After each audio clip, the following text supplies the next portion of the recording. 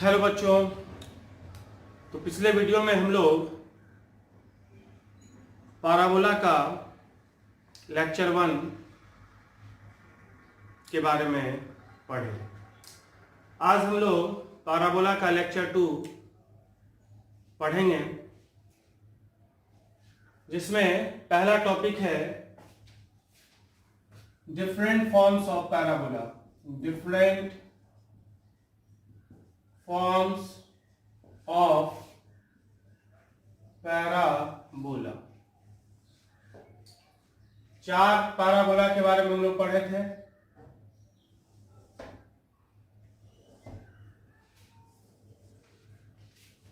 एक parabola y square equal to 4x, दूसरा y square equal to -4x, तीसरा x square is equal to 4ay और चौथा x square is equal to -4ay। ये रहा parabola ऐसा। y square equal -4x, minus जब लगा रहेगा तो नेगेटिव साइड में ओपन होगा। ये इसका फोकस और यहाँ ये इसका डायरेक्ट्रिक्स। इधर ओपन होता है उधर फोकस, दूसरे साइड में directrix. X square equal to 4ay, ये पैराबोला ओपन हो रहा है तो ये फोकस और इधर ये directrix. X square equal to -4ay, इधर ओपन हो रहा है उधर फोकस, दूसरे साइड में डायरेक्ट्रिक्स। ये एक्स एक्सिस और ये वाई एक्सिस। तो दिमाग में हम डायग्राम को सेट करेंगे और पहला हमें सब कुछ याद है, उसी के अकॉर्डिंगली रीजनिंग लगा के दिमाग में हम याद रखेंगे। अब इसका vertex, focus, axis, directrix, tangent at vertex, lattice rectum, parametric coordinate. Vertex कितना होता है इसका 0 0, फोकस कितना a0, एक्सिस कौन सा लाइन x एक्सिस y बराबर 0, डायरेक्ट्रिक्स कौन सा लाइन y एक्सिस के पैरेलल तो x बराबर माइनस है, tangent at the vertex y axis x बराबर 0, लेंथ ऑफ लैटिस रेक्टम 4 है, parametric coordinate 80 square and 280।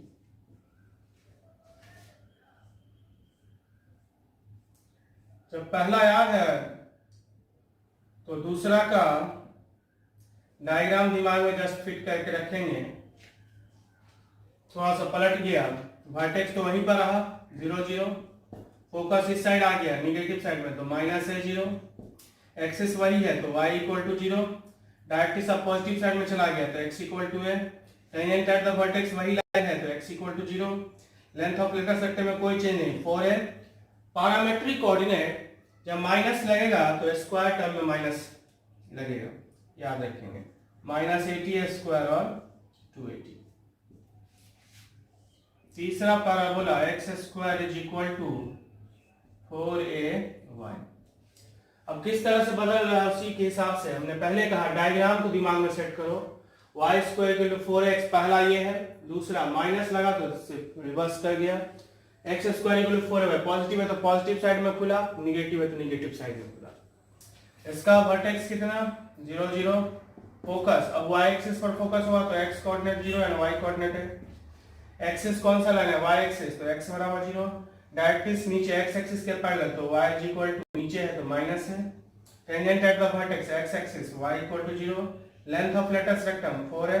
Parametric coordinate, इस दोनों में क्या डिफरेंस है, x के जगह पर y है और y के जगह पर x है तो दोनों इंटरचेंज हो जाएगा सिर्फ 280 और कितना 80 स्क्वायर। और चौथा पैराबोला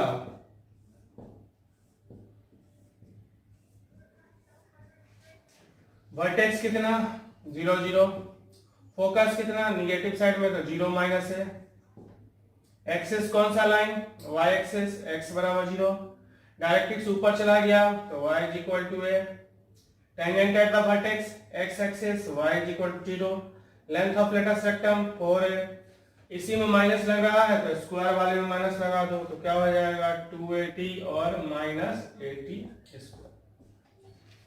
तो ये 4 डिफरेंट फॉर्म है और ये मस्ट है याद रखना। इसी के बेस पर हम आगे कंपटीशन क्वेश्चन पे जा सकते हैं। अगर ये हमें दिमाग में नहीं याद है, दिमाग में अगर सेट नहीं है, तो हम आगे समझ नहीं पाएंगे और इसको याद नहीं किया जा सकता है। डायग्राम को दिमाग में सेट करके और लॉजिकली हम हर चीज को याद रखेंगे।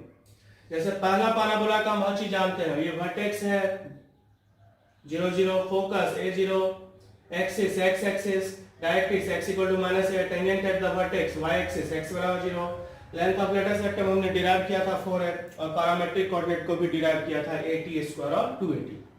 y² -4ax आया तो नेगेटिव साइड में ओपन हो गया, तो उसी के अकॉर्डिंगली क्या क्या चेंज होगा, जिधर ओपन होता है उधर फोकस होता है। वर्टेक्स तो में कोई चेंज नहीं हुआ, फोकस पहले था A0 अब हो गया -a0, एक्सिस वही है तो सेम है y = 0, डायरेक्ट्रिक्स अब उस साइड पॉजिटिव साइड में चला गया x = a, tangent at the vertex वही लाइन है y axis x = 0, length of latus rectum में कोई चेंज नहीं और पैरामेट्रिक कोऑर्डिनेट में जब माइनस लगेगा तो स्क्वायर वाले टर्म में minus. Third parabola x² = 4ay, upward open होगा जब और नेगेटिव रहेगा तो डाउनवर्ड ओपन होगा। तो डायग्राम्स के हिसाब से वर्टेक्स 0 0 पर, फोकस यहाँ पर है y एक्सिस पर, तो x 0 और y कोऑर्डिनेट है एक्सिस, y एक्सिस है x = 0, डायरेक्ट्रिक्स नीचे होगा x एक्सिस के पैरेलल, y = है, tangent at the vertex x axis y = 0, length of latus rectum 4a और पैरामेट्रिक कोऑर्डिनेट के समय में देखेंगे ये दोनों में x और y आपस में इंटरचेंज हो रहा है, तो 80² चला गया y कोऑर्डिनेट में और y कोऑर्डिनेट आ गया x के पास, तो 280 और 80²। और उसी के अकॉर्डिंगली जैसे पहला से और दूसरा में रिलेशन है वही वैसा ही रिलेशन थर्ड और फोर्थ में है। क्लियर है? चलो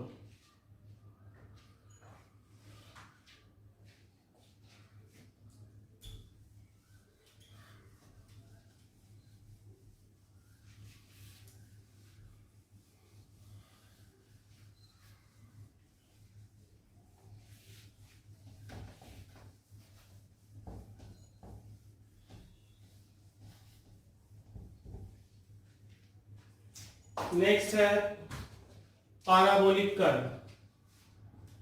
parabolic curve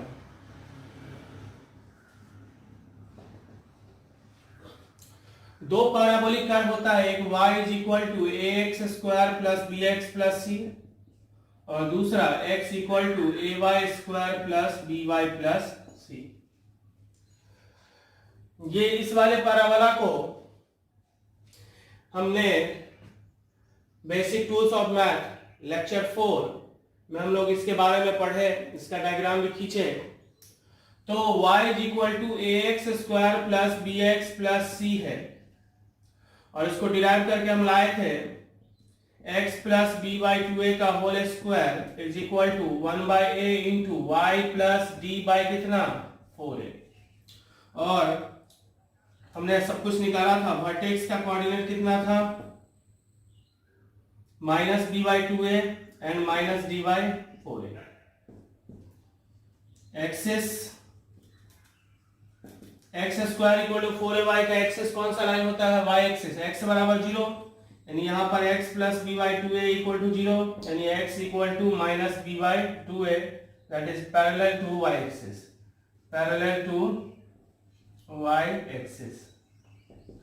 So y = ax² + bx + c जो होगा वो पैराबोला होगा जिसका वर्टेक्स -b/2a एंड -d/4a होगा और जिसका एक्सिस किसके पैरेलल होगा, y एक्सिस के।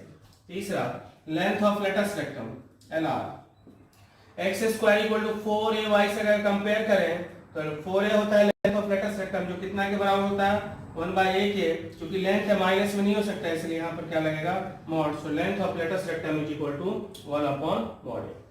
सो y = ax² + bx + c एक पैराबोला का इक्वेशन है जिसका एक्सिस y एक्सिस के पैरेलल होगा और ठीक उसी तरह से x = ay² + by + c एक पैराबोला का इक्वेशन है जिसका एक्सिस x एक्सिस के पैरेलल होगा। तो जब भी हमें एक ऐसा पैराबोला लेना होगा जिसका एक्सिस y एक्सिस के पैरेलल हो, उस केस में हम पैराबोला लेंगे y is equal to ax square plus bx plus c, और जिस केस में पैराबोला का एक्सिस x एक्सिस के पैरेलल होगा उस केस में हम पैराबोला लेंगे x is equal to ay square plus by plus c। Clear है?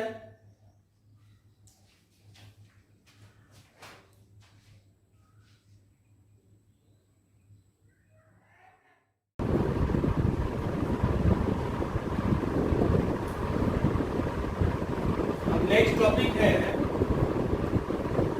Generalised equation. Generalised equation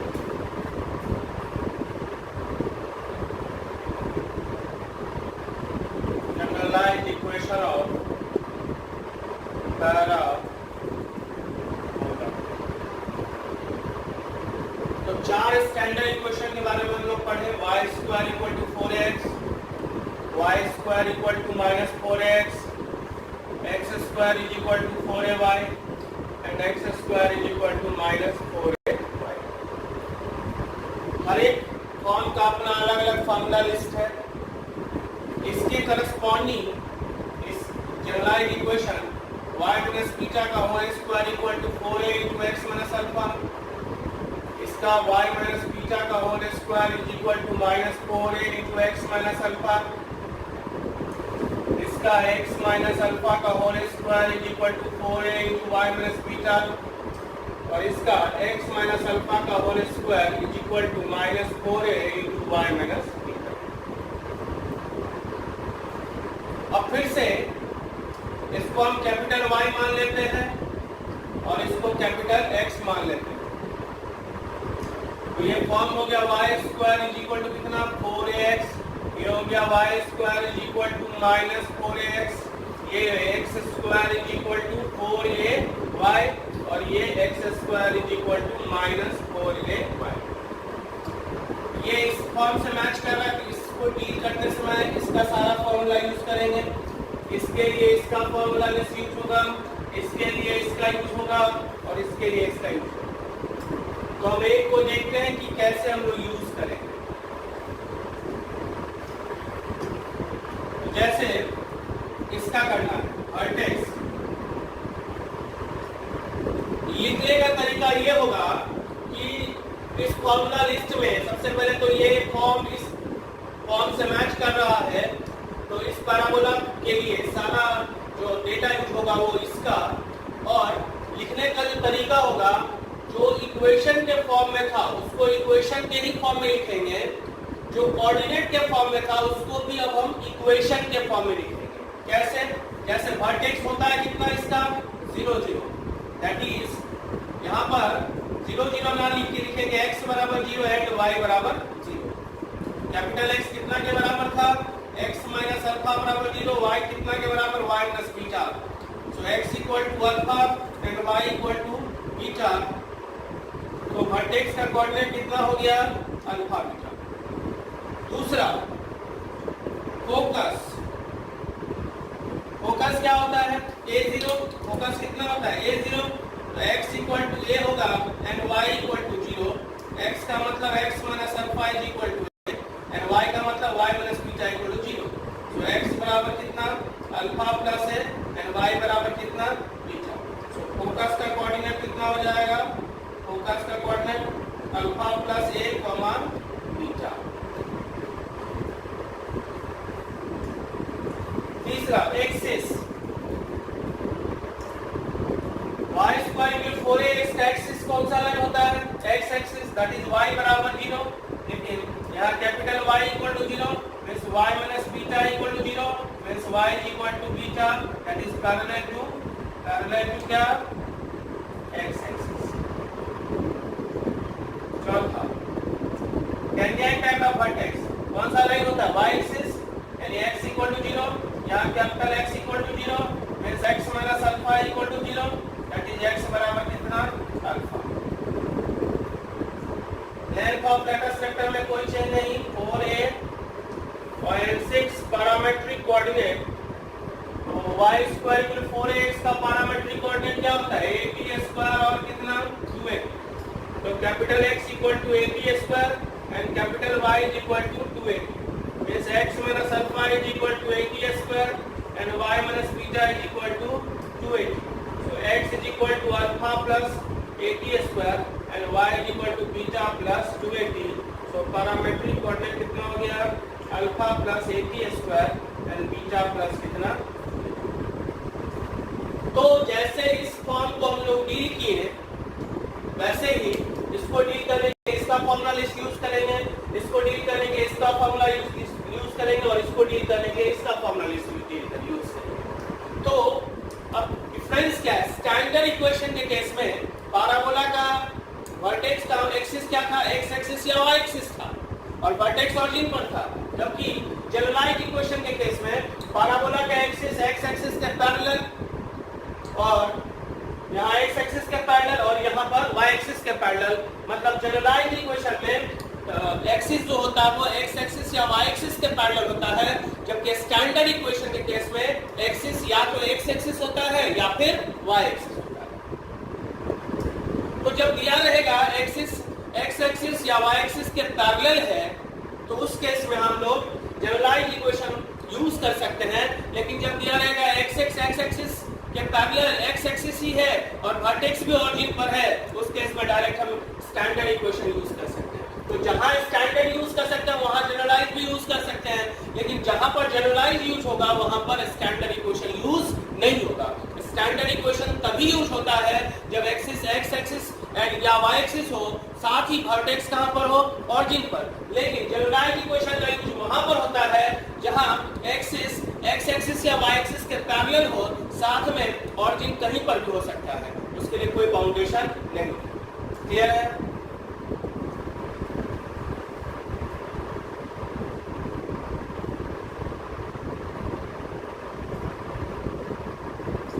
next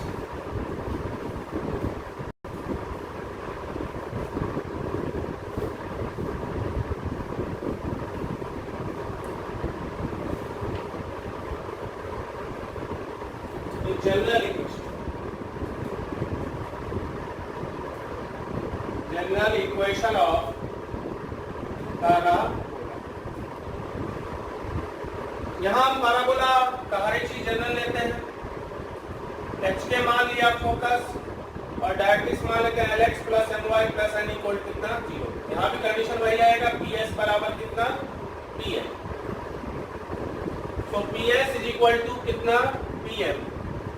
तो पीएस का क्या मतलब, डायरेक्ट एक्स वाई ले लेते हैं। तो एक्स माइनस एच का स्क्वायर प्लस वाई माइनस के का स्क्वायर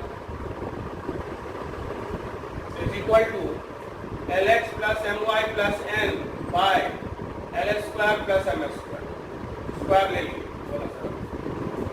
और इस तरह से Ls square plus Ms square into x square plus y square minus 2hx minus 2ky plus h square plus k square is equal to L square x square plus Ms square y square plus n square plus 2lmxy plus 2mny plus 2lnx। और यहाँ पर L square X square भी है और M square X square भी है, जबकि right side में क्या है L square X square. L square X square cancel हो जाएगा, लेकिन बच जाएगा क्या M square X square plus फिर L square Y square, L square Y square M square Y square किया, M square Y square cancel हो जाएगा, बचेगा कितना एल स्क्वायर वाई स्क्वायर। और ये प्लस 2lmx इधर आके क्या हो जाएगा माइनस 2lmxy। बाकी कुछ टर्म x का बचेगा, कुछ टर्म y का बचेगा और प्लस कुछ कांस्टेंट बराबर कितना 0। तो ये जो सेकेंड डिग्री वाला टर्म है तो क्या बना रहा है mx माइनस ly का क्या whole square plus some terms of x plus some terms of y plus some constant equal to कितना। तो सेकेंड डिग्री का जो टर्म था वो क्या बना रहा है परफेक्ट स्क्वायर। सो अगर जनरल इक्वेशन में सेकेंड डिग्री का जो टर्म, बाकी सेकेंड डिग्री का तो यही 3 टर्म है, अगर सेकेंड डिग्री का टर्म परफेक्ट स्क्वायर बना रहा है तो वो जो जनरल इक्वेशन होगा वो किस चीज का इक्वेशन होगा, पैराबोला का। That is second degree terms in general equation general equation makes perfect square, क्या बनाता है? Perfect square. तो अगर जनरल इक्वेशन में सेकेंड डिग्री का टर्म अगर परफेक्ट स्क्वायर बना रहा है तो वो इक्वेशन पैराबोला का इक्वेशन होगा। तो आज हम लोग पढ़े, क्या सब पढ़े आज हम लोग? तो डिफरेंट फॉर्म्स ऑफ पैराबोला पढ़े, उसके बाद पैराबोलिक कर्व पढ़े, उसके बाद जनरलाइज्ड इक्वेशन पढ़े और फिर जनरल इक्वेशन पढ़े। तो आप लोग इसको रिवाइज करोगे, अगले पूरे क्लास में हम लोग अभी तक जितना पढ़े हैं उस पर बेस्ड हम लोग क्वेश्चन करेंगे, ठीक है? बढ़िया से इसको याद करना है ताकि आगे, जब तक ये याद नहीं रहेगा तब तक आगे हम लोग आगे का जो टॉपिक है उसको समझ हम लोग नहीं पाएंगे। क्लियर है?